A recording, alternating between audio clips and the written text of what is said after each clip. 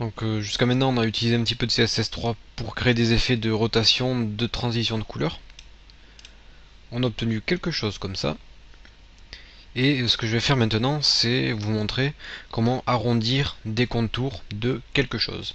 Donc quand je dis quelque chose, ça peut être soit une photo, soit par exemple un carré ici dessiné. Donc là notre carré marron-jaune, on va pouvoir lui arrondir les rebords.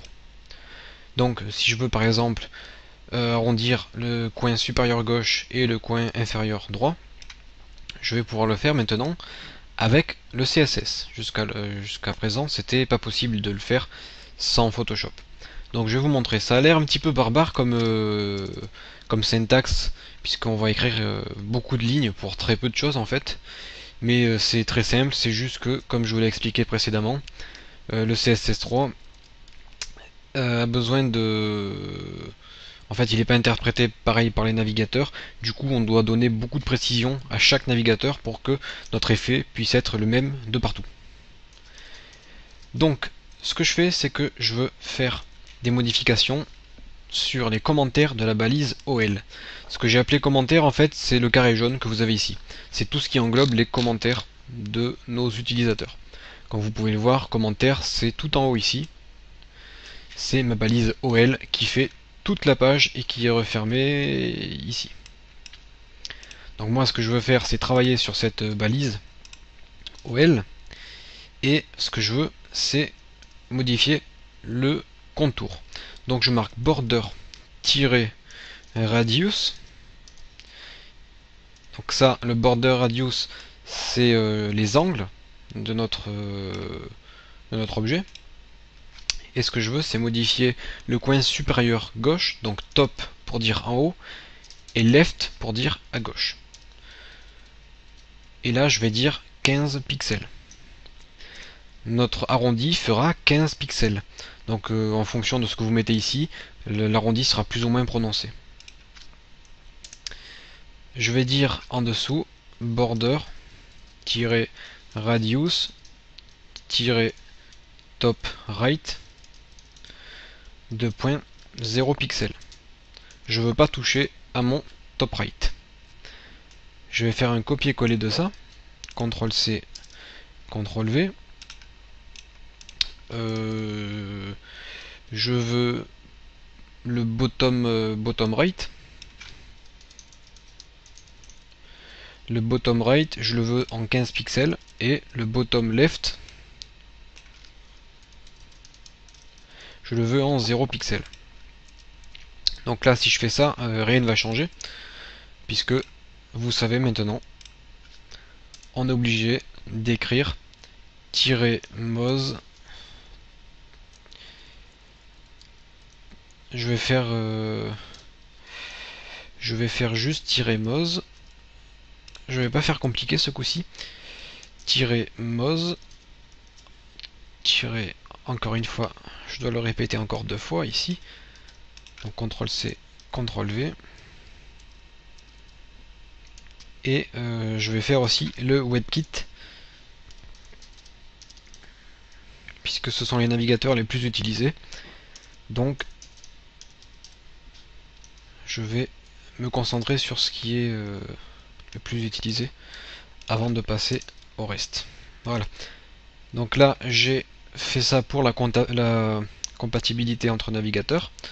Ce que je fais, c'est que je copie la première ligne ici et ici. La deuxième ligne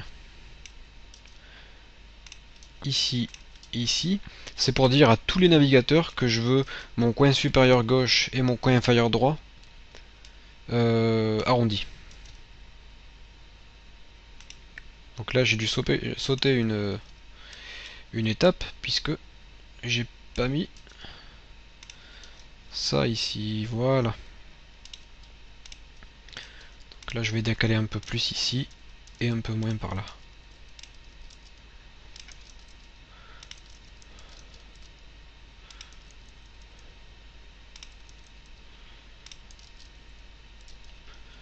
Voilà, donc là, je pense qu'on a tout. J'actualise ma page. Qu'est-ce qui ne va pas? Ah, oui, oui, oui.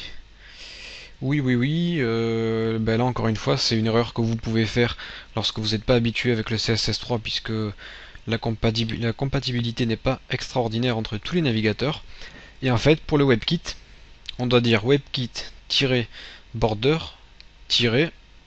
et là, on ne doit pas mettre le radius ici. On doit marquer top-left-radius. C'est encore un peu plus compliqué. Donc là, on enlève le radius. On fait top-right-radius. Bottom-right-radius. Et là, on fait bottom-left-radius.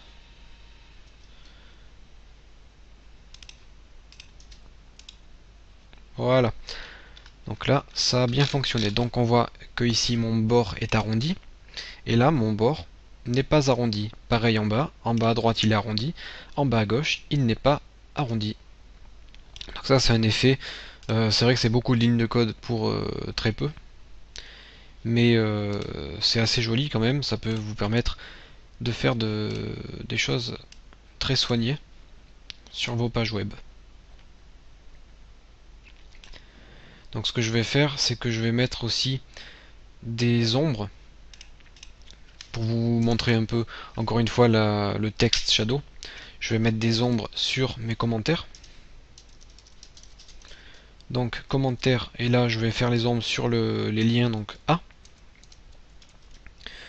Je vais faire un copier-coller du texte shadow. CTRL C. Et je vais le coller ici. Texte shadow, par contre là je vais mettre un pixel ici, un pixel ici, encore un pixel ici, et je vais mettre en 255, 255 et 255.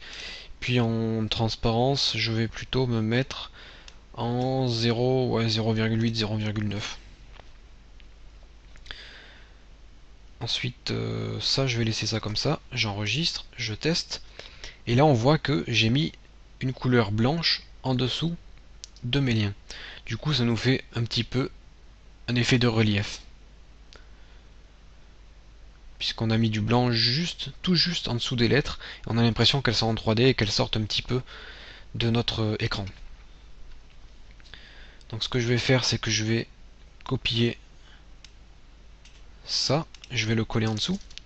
Et je vais faire commentaire. Déjà, j'ai fait une petite erreur. Non, c'est bon, je vais faire OL, commentaire, et au lieu de mettre A, je vais mettre point date. Donc là, pareil, je vais faire un texte shadow, et à la date, je vais mettre 2, 5, 1, RGBA, et là, je vais mettre du noir, donc c'est du 0, 0, 0, et la transparence, je vais mettre en 0.4 pour que ce soit un petit peu moins fort. Du coup, sous ma date, j'ai une petite ombre très sympa qui vient s'ajouter.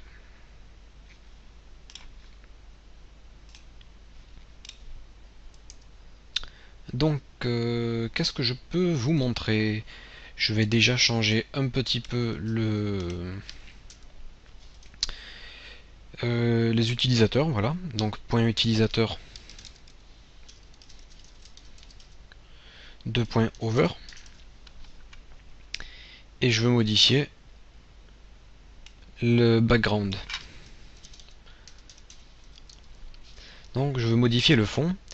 Et je veux modifier la couleur. Donc j'aurais pu mettre une couleur manuellement, mais sinon je peux mettre du RGBA. Je vais mettre 255, 255, 255 et 0.2 en transparence. Là par contre j'ai oublié les points-virgules ici, si vous me le dites pas. Voilà. Donc je mets les points-virgules un peu partout. J'enregistre quand même un peu la page. Voilà. Donc en fait, ce que j'ai fait, c'est que lorsqu'on survole un utilisateur, à ce moment-là, on va modifier le fond en ajoutant une couleur blanche. Mais notre couleur blanche, on va lui mettre de la transparence, donc elle sera visible qu'à 20%. Du coup, on peut voir à travers cette couleur, et ça nous fait un effet de surbrillance lorsqu'on passe au-dessus d'un utilisateur. Donc ça c'est un effet vraiment sympathique, et je précise aussi que la transparence, il me semble que ça vient avec le CSS3, donc c'est assez nouveau, le RGBA, avec le alpha, qui nous permet de faire ces effets là. Et dès que je passe la souris sur cet utilisateur, vous voyez que j'ai un petit carré blanc transparent qui s'affiche. Au moins on peut vraiment se focaliser sur un message en particulier.